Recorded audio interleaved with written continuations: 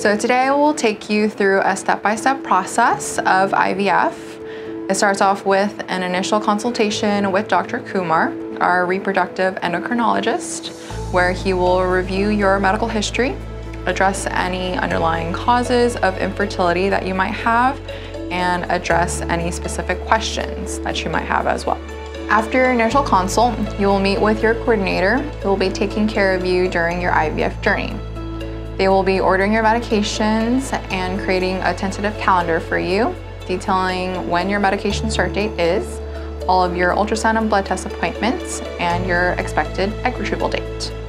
And we have a video that goes more in depth about a typical IVF calendar, and it's linked down below.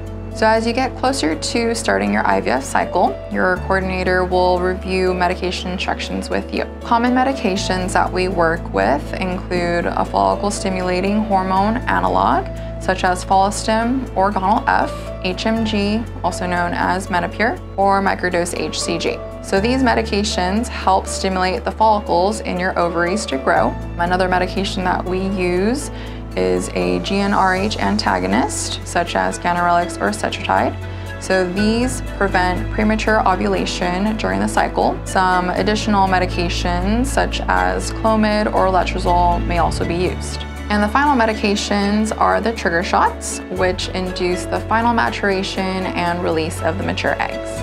So the egg retrieval will then be scheduled 35 hours after the trigger shot, and it's a minor surgical procedure carried out under anesthesia. We use ultrasound guidance, where we advance a thin needle through the vaginal wall into the ovaries, aspirating the fluid from the follicles and collect the eggs inside. So on the same day of the egg retrieval, a sperm sample is collected from either a male partner or a sperm donor. The sperm is then processed and analyzed in our lab, where we isolate the healthiest and most motile sperm for fertilization. Our embryologists then prepare the retrieved eggs and sperm collected for ICSI, which stands for intracytoplasmic sperm injection.